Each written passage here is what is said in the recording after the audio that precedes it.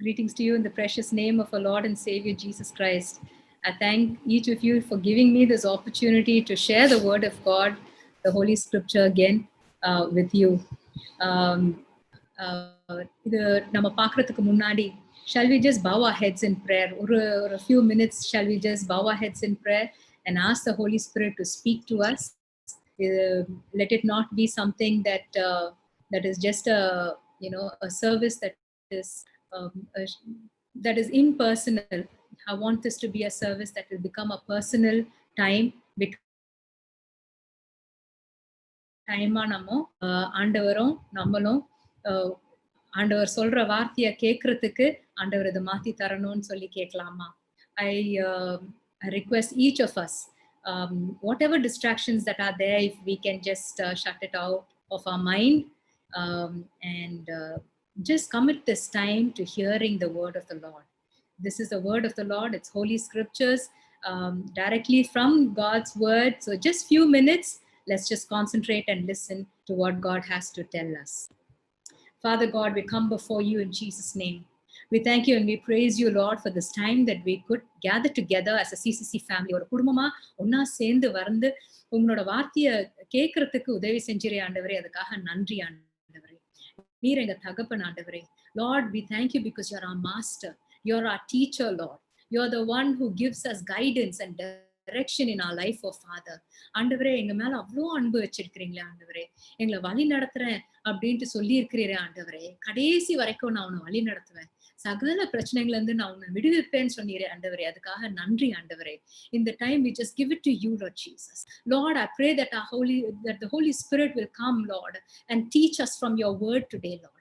ஒவ்வொருத்தரும் ஆண்டவரே, இங்க வந்திருக்கிறவங்க ஒவ்வொருத்தருக்கும் ஆண்டவரே, let your presence come, Lord, and enable them to hear your voice, oh Father. Open our ears to hear your voice, Lord. Open our eyes that we might see what you want us to see, Lord. Open our hearts that we may receive what you want us to receive, Lord, this morning. I pray that it will be a life-changing time in our minds, in our thoughts, in our hearts today, oh Father. ஒரு திருப்புமுனையா மாற்றி தாங்க ஆண்டவரே. Lord, we commit this time to you. Remove every distraction and every disturbance and every temptation that might come in the way to destroy this time that we are having with you, Lord Jesus. We come against every work of Satan in the mighty name of Jesus. And we ask you, Lord, that the Holy Spirit of God will take complete control. We surrender ourselves to you, Holy Spirit, that you will teach us. We sit at your feet, Lord, this morning, that you will teach us your word and that we will learn and that your word will fall on good ground and we will be fruit-bearing people, oh Master. We commit this to you. In Jesus' mighty name we pray. Amen. Many are the afflictions of the righteous, but the Lord delivers them from them all. என்ன ஒரு அற்புதமான ஒரு வார்த்தை இல்ல? இது தமிழ்ல யாராச்சும் சொல்றீங்களா? Psalms 34 and verse 19. நீதிமானுக்கு வரும் துன்பங்கள் அநேகமாய் இருக்கும், கர்த்தர் அவை எல்லாவற்றின் நின்று அவனை விடுவிப்பார். Amen. Amen. Amen. எல்லா பிரச்சனைகளும் விடுவிப்பாராம். அப்ப எப்படிங்க அது நடக்கும்? என்ன ஃபர்ஸ்ட் நீங்க சொன்னதே கஷ்டங்க. அஃப்ளிக்ஷன் வரும்னு சொன்னீங்களே, நான் நினைச்சேன் கிறிஸ்டியன் வாழ்க்கைன்னா ஜாலியான லைஃப், இதுல பிரச்சனை வராது அப்படியெல்லாம் நினைச்சா, எல்லாமே ஆண்டவர் பார்த்துப்பாருன்னு சொல்லிட்டு நம்ம போயிட்டே இருக்கலாம்னு நினைச்சா, நீங்க என்னங்க பிரச்சனை வரும்னு சொல்றீங்க அப்படின்ட்டு என்ன கேட்கலாம். But the Lord is saying here, many are the afflictions of the righteous. அதுக்கு நேத்தபடி சில வசனங்களை எடுத்து கொடுத்துருக்கேன். Where it says, God's people will suffer. ஆண்டவரோட மக்கள் கஷ்டத்தை காண வேண்டும். In John chapter 16 verse 33 it says, Jesus said to his followers that in this world you will have tribulation. உலகத்தில் உங்களுக்கு உபத்திரங்கள் உண்டு. And we again see in Acts chapter 14 and verse 22 that the Apostle Paul gave the basics of the Christian life and taught that through many tribulations we must enter the kingdom of heaven. Through many tribulations. அப்படின்னா என்ன அர்த்தம்? இப்போ 12th ஸ்டாண்டர்டுக்கு போனோம்னா LKG, UKG, first standard, second standard இதெல்லாம் cross பண்ணாதான் 12th standard வர முடியும். So is that what God is telling us? You have to go through many trials and tribulations to enter into the kingdom of heaven. ஆண்டவரோட ராஜ்யத்துக்குள்ள பிரவேசிக்கணும்னா பல கஷ்டங்களும் உபத்திரங்களும் நம்ம பார்க்க வேண்டும், அது வழியாதான் நம்ம வர வேண்டும் அப்படின்னு சொல்றாரு. அண்ட் இன் 1 Thessalonians chapter 3:3-4 நம்ம பார்த்தோம்னா அங்க அந்த வசனம் எழுதி இருக்கிறேன். It is like as though Paul is telling us, நான் தான் சொல்றேன் இல்லங்க, திருப்பி திருப்பி சொல்றேன் இல்ல, உங்களுக்கு அஃப்ளிக்ஷன் வரும், பாடுகள் வரும் அப்படின்னு தானே நான் சொல்றேன். அந்த மாதிரி இருக்கும். எதுக்கு ஆண்டவர் நம்மளுக்கு இந்த மாதிரி பிரச்சனைகள் எல்லாம் கொடுக்கிறாரு? என்ன மாதிரி பிரச்சனைகள் வரும்? ஆனா இப்போ the word of God says many are the afflictions of the righteous. யாருக்கு? நீதிமானுக்கு. நீதிமானுக்கு பழைய கஷ்டங்கள் வரும். So it says there is a difference between how the righteous are being treated with the troubles and the way the others are being treated. ஆண்டவர் நம்மளுக்கு பிரச்சனைகள் கொடுக்கிறாருன்னா இங்க கிளியரா சொல்லி இருக்கு, it is for us to enter into the kingdom of heaven. Plus there are so many kinds of afflictions. என்ன மாதிரி kinds of afflictions இருக்கு? பலவிதமான afflictions. Sometimes it is mental stress, mental distress ன்னு சொல்லுவோம். இல்லனா sickness, ஏன்னா வியாதிகள், or it could be through persecution and tribulation. ஆண்டவருக்காக நம்ம நிக்கும் போது நம்ம செஞ்சுரிஸா நம்ம பார்த்துட்டு வரோம் how people are being treated and persecuted when they stand for the faith in Jesus Christ. இது தவிர when we see in 2 Corinthians chapter 6 verse 4 and 5, some more other types of afflictions, வேற விதமான afflictions நம்ம பார்க்கிறோம். அதுல வந்து distresses, stripes அப்படின்னா நிறைய அடி வாங்குறது உண்டு, imprisonment, ஜெயிலையும் போறதுக்கு உண்டு, கஷ்டங்கள் நிறைய வரும், தூக்கம் இல்லாம போகலாம், அந்த மாதிரி பல விதமான afflictions are there. இப்போ இந்த மாதிரி afflictions வச்சு ஆண்டவர் என்ன சொல்லணும்னு விரும்புறாரு நம்ம கிட்ட? Now turn with me to Job chapter 36 and verse 15. அத வாசிக்கிறீங்களா? இங்க ஸ்கிரீன்லயே இருக்கு. சிறுமைப்பட்டவர்களை அவர் சிறுமைக்கு நீங்களாக்கி அவர்கள் ஒடுக்கப்படுகையிலே அவர்கள் செவியை திறக்கிறார். But by means of their suffering he rescues those who suffer. இது புரியுதா? In other words, he's saying he heals us through what hurts us. அந்த affliction வழியாவே ஆண்டவர் சுகத்தை கொடுக்கிறார், அந்த கஷ்டத்தின் வழியாவே ஆண்டவர் நம்மளை விடுவிக்கிறார். Okay, he heals us through what hurts us. எதுக்காகயா? For he gets their attention through adversity. இதுதான் நம்ம முக்கியமான ஒரு பாயிண்ட். நம்மளோட அட்டென்ஷனுக்காக இது நம்ம கஷ்டத்துல நம்ம கொண்டு செல்கிறார். நம்ம அந்த once we are in some trouble, உடனே நம்ம வந்து we are open to whatever God tells us இல்லையா? சந்தோஷமா இருக்கிறதோட கஷ்டத்துல ஆண்டவர் கிட்ட போகும்போது ஆண்டவர் சொல்ற ஒரு வார்த்தையும் நம்மளுக்கு அது மருந்து மாதிரி இருக்கும். It is like medicine when we go through troubles and we hear the word of God. ஒரு வார்த்தை ஆண்டவர் சொன்னா அதுக்கு அவ்வளோ மகிழ்ச்சி நம்மளுக்கு கொண்டு வருது.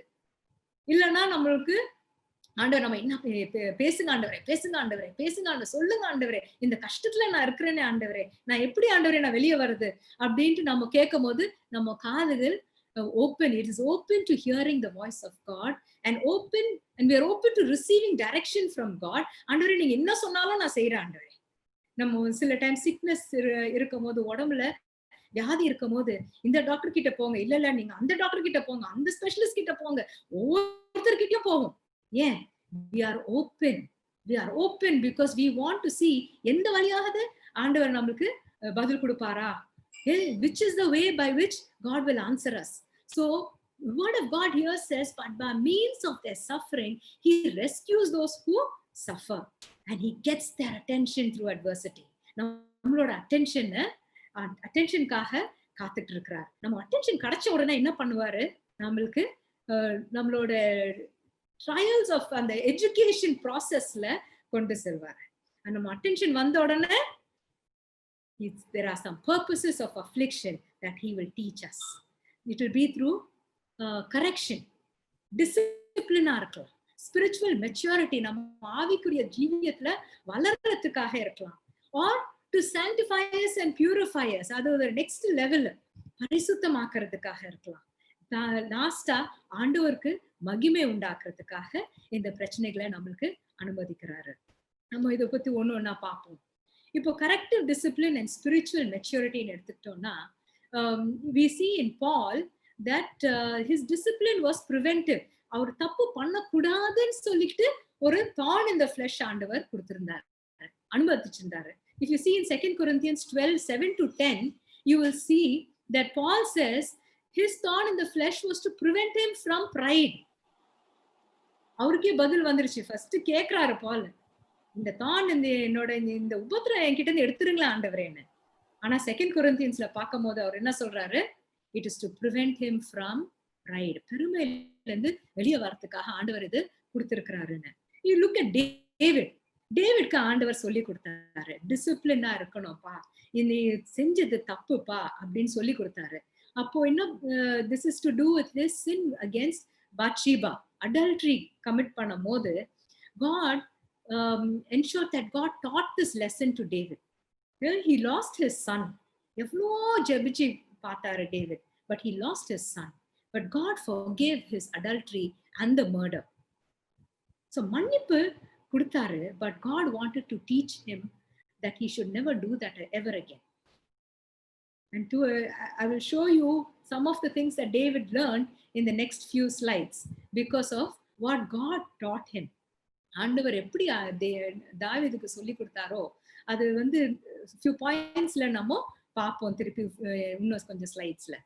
Now the next step is God teaches us to become spiritually mature.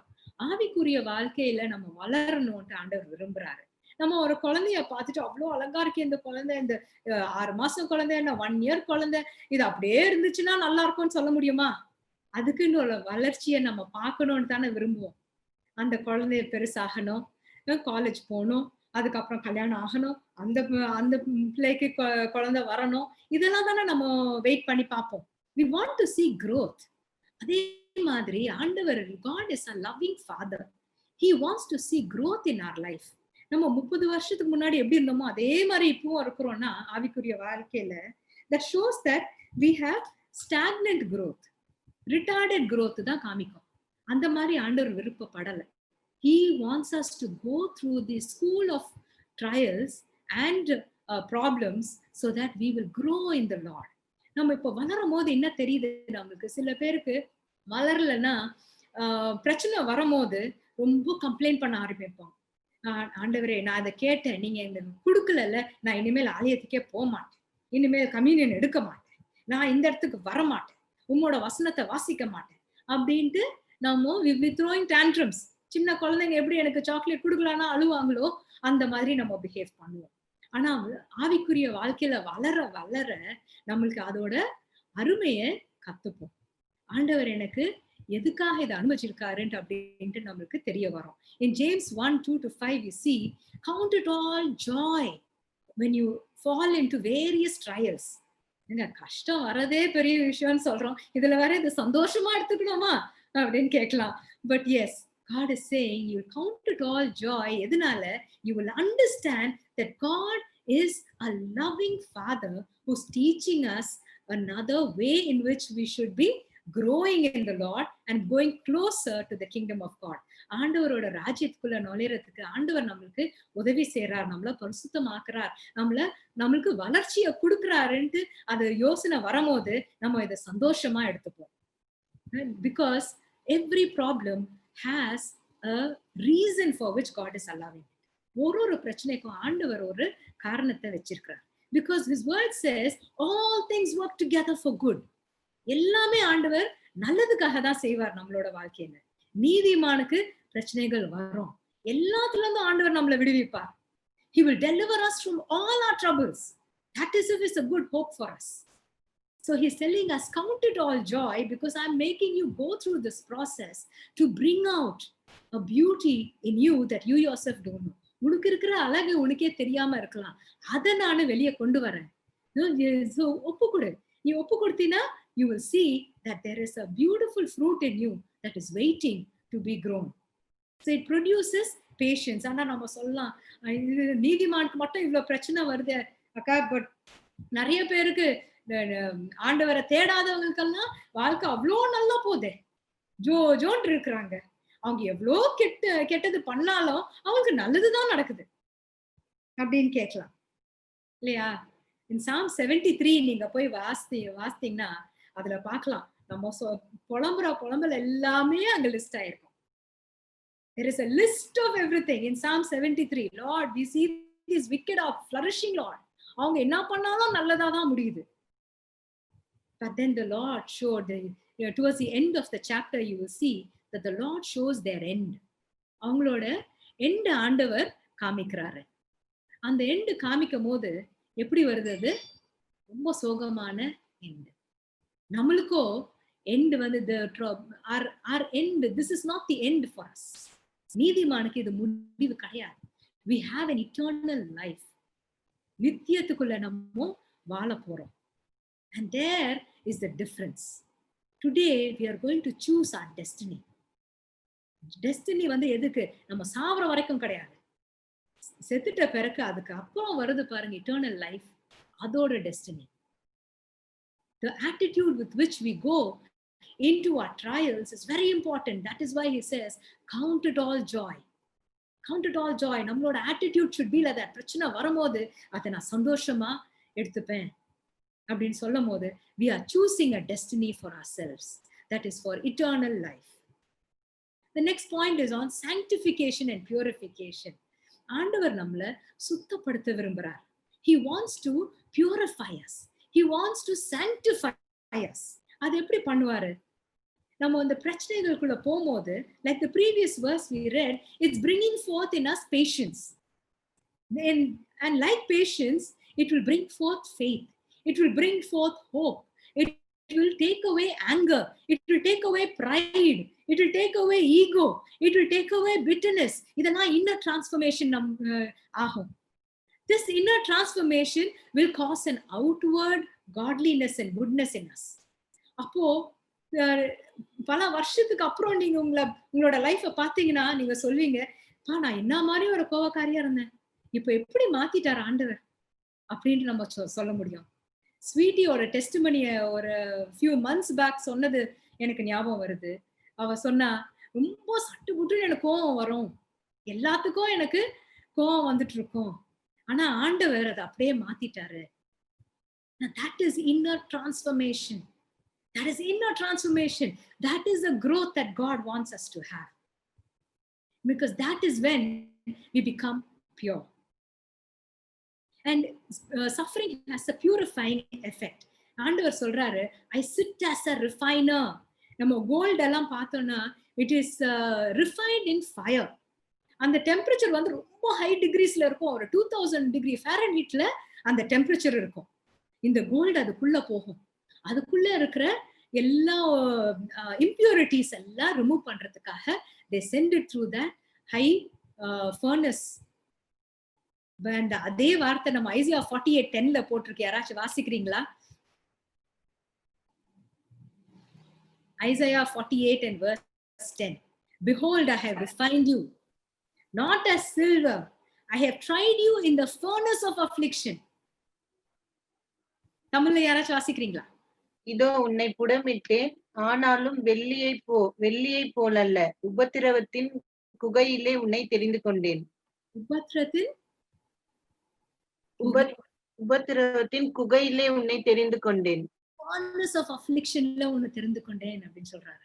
and he is the refiner. அவர் உட்கார்ந்து இருக்கிறாரு ரிஃபைனரா, வேற யாரும் இல்ல அங்க. when he is sitting there to purify us through the furnace of affliction, imagine the level in which he will perfect us. என்ன மாதிரி நம்மள perfect பண்ணுவாருங்க. So ஒரு வாட்டி இந்த கோல்ட் உள்ள போயிட்டு பியூர் ஆயிடுச்சுன்னா திருப்பி அதை மெல்ட் பண்ணும் போது அது இன்னும் பிரகாசமா இருக்குமா. ஆனா ஃபுல்லா பியூர் ஆகலைன்னா திருப்பி அது furnace of afflictionல போகும்போது அதோட மகிமை கம்மி ஆயிடுமா, அதோட glow will become less, it seems, because the other impurities like copper and silver and whatever other minerals are there in it, that will show off their presence. ஆனால் கோல்டோட மகிமையை காண முடியாது. So when God sits as a refiner, we have to allow him to refine us completely and purify us through the furnace of affliction.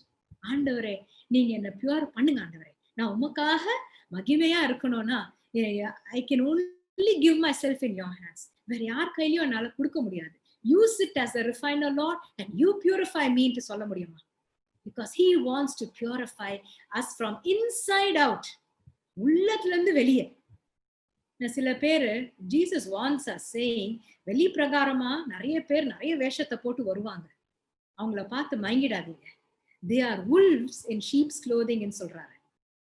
வெளி பிரகாரமா எப்படி வேணாலும் நம்ம acting விடலாம், ஆனா உள்ள என்ன இருக்குன்னு வெளியே ஒரு நாள் தெரிய வரும்.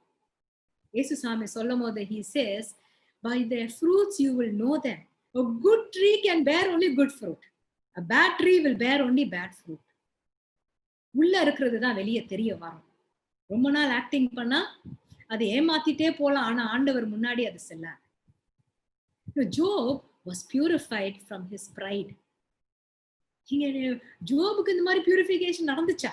ஆமா. God himself said Job was a righteous man. ஆண்டவரே சொன்னாரு ஜோப் வந்து ஒரு நீதிமான். நம்மளுக்கு தெரியும் அந்த கதையை, ஆண்டவருக்கும் பிசாசுக்கும் உள்ள இந்த டீல் போட்டதும், அண்ட் how the Lord கடைசியில டபுள் போர்ஷன் அவருக்கு கொடுக்கறது நம்மளுக்கு தெரியும், வாசிக்கும் போது தெரியும். ஆனா ஜோபுக்கு தெரியாது. ஜோபுக்கு என்ன டீலிங் ஆண்டவர் வச்சிருந்தாரு பிசாசு கூட அப்படின்னு தெரியாது. when he went through the suffering, ஜோபுக்கு தெரியாது கடைசியில ஆண்டவர் அவருக்கு டபுள் போர்ஷன் கொடுக்க போறாருன்னு. Job didn't know God is going to bless him with double portion. Job didn't know that there was a challenge that God took with Satan.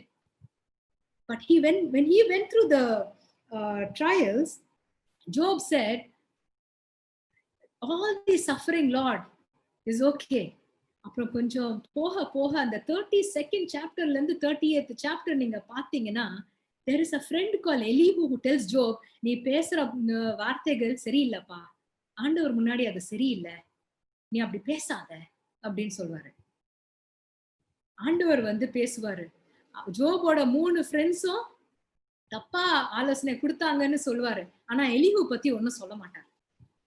ஏன்னா Elihu spotted the problem.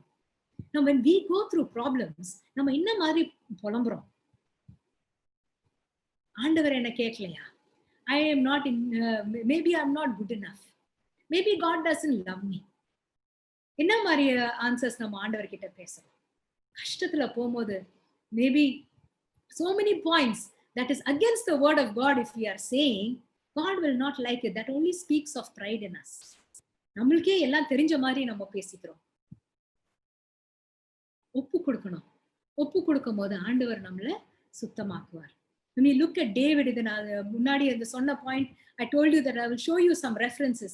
Psalms 119ல ரொம்ப அழகா it is written. அது ஃபுல்லா நீங்க நிறைய வசனங்கள் இருக்கு. நான் சும்மா I have just taken few main points alone and I have shown you here. Psalms 119 verse 67, verse 107, verse 71 and verse 50ல நீங்க பாத்தீங்கன்னா, David says, it is so good that I was afflicted. நல்லதா ஆயிடுச்சு எனக்கு, ஏன்னா I have learned to obey the Lord. நான் ஆண்டவருக்கு கீழ்ப்படியணும்னு கத்துக்கிட்டேன். And through this affliction I learned God's degrees. I learned his statutes. ஆண்டவரோட வார்த்தைக்கு மரியாதை கொடுக்கணும், அவரோட லாஸ்க்கு நான் ஒபே பண்ணணும்னு நான் கத்துக்கிட்டேன். It also proved the power of the word of God. And he's saying, through my affliction, I am seeing God's faithfulness in my life. So ஒரு பிரச்சனையில இருந்து நம்ம வெளியே வரும்போது we see that God teaches us something, and God sanctifies us, God purifies us, or God disciplines us with love. ஒரு அப்பா எப்படி அவங்க குழந்தைகளை கரெக்டான வழியில கொண்டு போறாரோ, சில டைம் பனிஷ்மெண்ட் கொடுக்க வேண்டியது வரும் to get their attention. அவங்க அட்டென்ஷன்ல எடுத்துட்டு சொல்லி கொடுப்பாங்க. அந்த மாதிரி ஆண்டவர் நம்மளுக்கு சொல்லி கொடுக்கிறாரு. Now to bear fruit, இப்போ அவங்க சொல்றாங்கல்ல, outward inner transformation for an outward expression. அப்போ உள்ள வந்து நம்ம மாறிட்டே வரும்போது வெளியே ஆண்டவரோட கனிகளை நம்ம பார்ப்போம். என்ன மாதிரி கனிகள் இது? If you see in Galatians 5:22-23, நம்ம அந்த fruits of the spirit பார்ப்போம். Love, joy, peace, patience, kindness, goodness, faithfulness, gentleness and self-control. எனக்கு இது தாங்கவே முடியலப்பா அப்படின்னு சொல்றோம்ல, செல்ஃப் கண்ட்ரோல் வேணும் எனக்கு அப்படின்னு நம்ம ஜெபிப்போம். ஆனா அது ஜெபிக்கும் போது be very sure ஆண்டவர் பிரச்சனைகள் கொண்டு வருவாரு. அது வழியா உங்களுக்கு செல்ஃப் கண்ட்ரோல்ல சொல்லி தருவாரு. ஆண்டவரே எல்லாருக்கும் I should love everybody Lord அப்படின்னு ஜெபிக்கிறோம்ல. நான் சந்தோஷமா இருக்கணும் ஆண்டவரே, எனக்கு பொறுமைய தாங்க ஆண்டவரே அப்படின்னு கேட்கிறோம்ல. அது எப்படி தருவாரு? இந்த மாதிரி பிரச்சனைகள் வழியாதான் ஆண்டவர் நம்மள சுத்தமாக்கி இது வெளி பிரகாரமா இந்த மாதிரி கனிகளை கொடுக்கறதுக்கு நம்மள மாற்றுவார். God will change us from inside to remove areas and impurities in us that will stop us from bearing bad fruit and help us to bear good fruit. No, God will help us to love through problems. He will teach us self-control through problems. It is not a magic. Overnight அப்படியே மாறிடுவோம் அப்படின்னு கிடையாது. God will take us through that process of refining. And for that he says, abide in me and I in you. Together we'll bring forth much fruit. Ada வாசிப்போமா? John chapter 15 and verse 4. யாராச்சும் வாசிக்கிறீங்களா? John chapter 15 and verse 4. என்னில் நிலைத்திருங்கள், நானும் உங்களில் நிலைத்திருப்பேன். கொடியானது திராட்சை செடியில் நிலைத்திராவிட்டால் அது தானாய் கனி கொடுக்க மாட்டாது போல, நீங்களும் என்னில் நிலைத்திராவிட்டால் கனி கொடுக்க மாட்டீர்கள். எப்படி நம்ம கனி கொடுக்க முடியும்? ஆண்டவருக்குள்ள நிலைத்திருக்கணும். We have to abide in him and he abides in us, and then together we'll bring forth much fruit. அது எப்படி பாருங்க, எவ்வளவு அழகா ஆண்டவர் ஹெல்ப் பண்றேன்னு சொல்றாரு. To bear fruit, he is saying, I will be with you. You just be with me. ரெண்டு பேரும் ஒன்னா சேர்ந்து நம்ம we will go through this problems. நீ பாரு, நீ என்ன மாதிரி ஒரு மகிழ்ச்சியோட ஒரு glorified being வருவ. என்ன இல்லாம உன்னால கனி கொடுக்க முடியாது. You cannot become Christ-like without Christ's help. You can become Christ-like only with his help and only by abiding in him. Amen. அப்படி பண்ணும்போது ஆண்டவர் என்ன சொல்றாரு? ஆண்டவரோட மகிமைய காணுவாய். Amen. Romans chapter 8, 16 to 18 வாசிப்போமா? இங்க இருந்தே வாசிக்கலாம் நீங்க. நாம் தேவனுடைய பிள்ளைகளாய் இருக்கிறோம் என்று ஆவியானவர் தாமே நம்முடைய ஆவியினுடனே கூட சாட்சி கொடுக்கிறார். நாம் பிள்ளைகளானால் சுதந்திரமாமே தேவனுடைய சுதந்திரம் கிறிஸ்துவுடன் சுதந்திரமாமே. கிறிஸ்துவுடனே கூட நாம் மகிமைப்படும்படிக்கு அவருடன் கூட பாடுபட்டால் அப்படியே ஆகும். ஆதலால் இக்காலத்து பாடுகள் இனி நம்மிடத்தில் வெளிப்படும் மகிமைக்கு ஒப்பிடத்தக்கவைகள் அல்லவென்று எண்ணுகிறேன். ஆமென். Amen. The Spirit itself bears witness with our spirit that we are the children of God. We are joint heirs with Jesus Christ. So we are already joint with him. இதுல என்ன ஒரு முக்கியமான வார்த்தை நீங்க பார்க்கணும்னா, if indeed we suffer with him, if indeed we suffer with him, then we will also be glorified with him. அப்போ என்ன சொல்றாரு? Abide in me, unite with me, suffer with me, and then you will see that there is glory. You will also be glorified along with me. This is the pattern, and I want you to understand this topic really well. இதை நல்லா புரிஞ்சுக்கொள்ளுங்க. ஆண்டவர் கூட suffer பண்றோம்னா, ஆண்டவர் கூட unite பண்றோம்னா, there is glory in the end. There is glory in the end. We will be glorified together. அதனாலதான் சொல்றாங்க, நீதிமானுக்கு வர பிரச்சனைகள் and மத்தவங்களுக்கு வர பிரச்சனைகள்ல there is difference. Because in the end, you are going to be glorified along with Christ. What a joy, இல்ல? What a joy. நம்ம படுற பாடுகள் எல்லாமே வீணா போகாது, வீணாவே போகாது. மத்தவங்களுக்கு அது வீணா போயிடும், நம்மளுக்கு வீணா போகாது. Because God is going to glorify himself through us. Amen. Let's turn to 1 Peter 4, 12 to 19. This also, I request one of you to read it, please. பிரியமானவர்களே, உங்களை சோதிக்கும்படி உங்கள் நடுவில் பற்றி எரிகிற அக்கினியை குறித்து ஏதோ புதுமை என்று திகையாமல் கிறிஸ்துவின் மகிமை வெளிப்படும் போது நீங்கள் களி கூர்ந்து மகிழும்படியாக அவருடைய பாடுகளுக்கு நீங்கள் பங்காளிகள் ஆனதால் சந்தோஷப்படுங்கள். நீங்கள் கிறிஸ்துவின் நாமத்தின் நிமித்தம் நிந்திக்கப்பட்டால் பாக்கியவான்கள். ஏனென்றால் தேவனுடைய ஆவியாகிய மகிமையுள்ள ஆவியானவர் உங்கள் மேல் தங்கியிருக்கிறார். அவர்களாலே தூஷிக்கப்படுகிறார், உங்களாலே மகிமைப்படுகிறார். ஆதலால் உங்களில் ஒருவனும் கொலைபாதகனாயாவது, திருடனாவது, பொல்லாங்கு செய்தவனாயாவது, அந்நிய காரியங்களில் தலையிட்டு கொண்டவனாயாவது பாடுபடுகிறவனாய் இருக்கக்கூடாது. ஒருவன் கிறிஸ்துவனாய் இருப்பதினால் பாடுபட்டால் வெட்கப்படாமல் இருந்து அதி நிமித்தம் தேவனை மகிமைப்படுத்த கடவன். நியாய தீர்ப்பு தேவனுடைய வீட்டிலே துவங்கும் காலமாய் இருக்கிறது. முந்தி நம்மிடத்திலே அது துவக்கினால் தேவனுடைய சுவிசேஷத்திற்கு கீழ்ப்படியாதவர்களின் முடிவு என்னமாய் இருக்கும்? நீதிமானே ரட்சிக்கப்படுவது அரிதானால் பக்தி இல்லாதவனும் பாவியும் எங்கே நிற்பான்? ஆகையால் தேவனுடைய சித்தத்தின்படி பாடு அனுபவிக்கிறவர்கள் நன்மை செய்கிறவர்களாய் தங்கள் ஆத்துமாக்களை உண்மையுள்ள சிருஷ்டிகர்த்தாவாகிய அவருக்கு ஒப்பு கொடுக்க கடவர்கள். Amen. So very clearly God is explaining here. எவ்வளவு அழகா ஆண்டவர் சொல்லியிருக்கிறாரு. கஷ்டம் வரும்போது அது என்னமோ ஒரு ஸ்ட்ரேஞ்ச் திங்கா நினைச்சுக்காதீங்க. Because rejoice in as much as you are partakers of Christ's suffering. இங்க திருப்பி சொல்றாங்க, ஆண்டவரோட சஃபரிங்ல நீங்க பங்கெடுக்கிறீங்க, அதுல சந்தோஷப்படுங்க அப்படின்னு சொல்றாரு. இந்த வார்த்தை இந்த மாதிரி இருக்கு பைபிள்லன்னு தெரியுமா? To be partakers in Christ's suffering. Rejoice. ஆண்டவர் உங்களுக்கு பிரச்சனை கொடுக்கிறாரா? சந்தோஷப்படுங்க. Because you are partaking in Christ's suffering. And the glory that is going to be revealed is so big. It's exceedingly joyful. இந்த லேசான உபத்திரமும் சீக்கிரம் போயிடும். சோர்ந்து போகாதீங்க.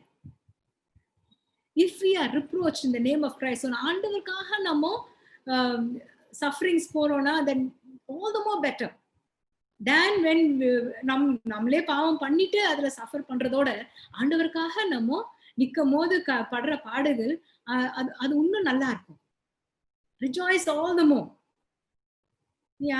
யாராச்சும் கொலை பண்ணிட்டு வந்துட்டு சஃபர் பண்றேன்னு சொல்றதோட I'm suffering because I'm partaking in Christ's sufferings அப்படின்னு சொல்லும் போது that's an amazing thing. But here I want to draw your focus to this verse, on judgment. The judgment will begin at the house of God. நியாய தீர்ப்பு வந்து நம்ம கிட்ட இருந்து தான் ஆரம்பிக்கும். And verse 18ல அவ்வளவு அழகா போட்டிருக்கு, நீதிமானே காப்பாற்றப்படுறது கஷ்டம். அப்ப மத்தவங்க எங்க போவாங்க? If the righteous scarcely be saved, where shall the ungodly and the sinners appear? So அதனால let our suffering, நம்ம சஃபரிங் வந்து ஆண்டவரோட சித்தத்துக்கு ஒப்பு கொடுப்போம், நம்மளோட ஆவியும் சேர்த்து ஒப்பு கொடுப்போம். Because for us to come out of this, to glorify his name, we need him. ஆண்டவர் தேவை. Suffer according to the will of God. ஆண்டவரோட சித்தத்துக்கின் படி நம்ம ஒப்பு கொடுப்போம். அதுக்கு ஏத்த மாதிரி வர பிரச்சனைகளை நம்ம பார்த்துட்டே வரலாம். And then we will see that God will be glorified in us. And பைபிள்ல நிறைய பேருக்கு கஷ்டங்கள் வந்திருக்கு. நிறைய பேர் சொல்லியிருக்கிறாங்க. I'm just quickly going to give you examples. Joseph was afflicted. எதுக்காக? He ran away from sin. பாவத்துல இருந்து ஓடி வந்தாரு, but he had to get afflicted. David was afflicted because he sinned. I'm greatly afflicted அப்படின்னு சொல்றாரு. Naomi was afflicted. She's saying, the Almighty has dealt very bitterly with me. அவர் என்ன ரொம்ப பாதிச்சிட்டாருப்பா அப்படின்னு சொல்றாங்க. Job was afflicted. அது மட்டும் இல்லாம Paul was afflicted. He's saying, we are afflicted in every way. எல்லா விதத்திலும் நாங்க கஷ்டப்பட்டுட்டோம். And ancient martyrs, ஆண்டவருக்காக நிக்கிறேன்னு சொல்லி இருந்தவங்க எத்தனை மாதிரி ஒரு கஷ்டத்தை they went through. நீங்க Hebrews chapter 11:37 பாத்தீங்கன்னா உங்களுக்கு தெரியும். They were even cut in two. They were stoned. கல்ல தூக்கி எறிஞ்சாங்க. They were put to death. வீடு இல்லாம துணி இல்லாம எல்லாம் அலைஞ்சிருக்காங்க. And finally, the biggest example that I can give you is Jesus. Jesus was afflicted. If you see Isaiah chapter 53:4 and 7, you will see and he carried our sorrows, and he was oppressed and he was afflicted, yet he did not open his mouth. He was oppressed and he was afflicted, and yet he did not open his mouth. இதுக்கு மேல நம்மளுக்கு என்ன examples தேவை? இதுக்கு and through it all, the beauty of it all is God feels our affliction. God knows our affliction. God sees our affliction and he is touched by our affliction. இதுல வசனங்கள் இருக்கா? ஆமா. In all their affliction he was afflicted அப்படின்ட்டு Isaiah chapter 63 8 and 9ல போட்டிருக்கு. He was afflicted. அப்போ நம்ம கஷ்டப்படும் போது ஆண்டவரே நம்ம கூட கஷ்டப்படுறாரு. In all their affliction he was afflicted. And he is saying in Exodus chapter 3 verse 7ல நீங்க பாத்தீங்கன்னா, நீங்க படிப்பீங்க அங்க, I have seen their misery. நான் பார்த்தேன், பார்க்கவே பார்த்தேன். I have heard them crying. அவங்களோட கூக்குரலை நான் கேட்டேன். And I'm aware of their sufferings. எனக்கு தெரியும், நான் அறிந்துள்ளேன். அவங்களோட கஷ்டத்தை எனக்கு தெரியும். உங்களோட கஷ்டத்தை அவருக்கு தெரியும். நீங்க கஷ்டப்படுறத அவர் பாக்குறாரு. நீங்க நீங்க அவர்கிட்ட ஜெபிக்கும் போது உங்களோட குரலை கேட்கிறாரு. And he is afflicted along with us. But the beauty is in Hebrews 4:15 பாப்போம், that he is a great high priest. He is touched by the feelings of our infirmities. He is touched. இந்த மாதிரி ஒரு தேவன் நமக்கு இருக்கும் போது நம்ம கஷ்டத்தை சந்தோஷமா எடுத்துக்க முடியுமா? He says, when you unite with me, abide in me, you partake in my suffering, and I'm promising you, I will be with you, I will deliver you. நான் உனக்கு வாக்கு தரேன், எல்லா பிரச்சனைகள் இருந்தும் நான் உன்னை விடுவிப்பேன். ஒப்பு கொடுப்பீங்களா? ஒப்பு கொடுக்குறீங்களா? ஆண்டவரே என்னை சுத்தமாக்குங்க, ஆண்டவரே என்னை பரிசுத்தமாக்குங்க, ஆண்டவரே நான் ஒப்பு கொடுக்குறேன். எனக்கு என்னென்ன பிரச்சனை வருதோ வரட்டும் ஆண்டவரே, ஆனா அது உங்களோட சித்தமா இருக்கட்டும் ஆண்டவரே, உங்களோட சித்தத்துல என்னை வழி நடத்துங்க ஆண்டவரே அப்படின்னு கேட்போமா? When we ask like this, the Lord says it is a big opportunity for us to be part of his family. And ஒரு நாள் there will be no more tears. கண்ணீரே இருக்காது, சோகம் இருக்காது, மரணம் இருக்காது. All of that will be passed away. மகிமைக்குள்ள நம்ம பிரவேசிப்போம். ஆண்டவரோட ராஜ்யத்துக்குள்ள இந்த சகல கஷ்டத்தின் வழியா நம்ம பிரவேசிப்போம். And we will enjoy great peace. And when we know and make this choice to follow him, God will hear, we should be able to hear God's voice saying, good and faithful servant. Good and faithful servant. Vama, ni va. Now when we understand the purpose for which God allows us to go through these problems, we will see that we have a choice to make. நம்மளுக்கு ஒரு choice இருக்கு. ஆண்டவரோட சித்தம் நம்மளுக்கு இப்போ தெரியுது இல்லையா? நம்மளோட சாய்ஸ் என்ன? நம்ம ஒப்பு கொடுக்கிறது. We'll decide to partake in his sufferings. We decide to be united with him. ஆண்டவர் கூட ஒன்னா இருக்கணும்னு நம்ம தீர்மானம் எடுக்கணும். ஆண்டவரோட சஃபரிங்ல நம்ம பங்கு பெறுவோம் அப்படின்ட்டு நம்ம தீர்மானம் எடுக்கணும். ஏன்னா அது ஒரு பெரிய ஆப்பர்ச்சுனிட்டி நம்மளுக்கு. That is why it is a joy, because through hardships and through sacrifices, through trials, there is an exceeding great reward. And that cannot be compared. That cannot be compared. Are you ready? நீங்க ரெடியா?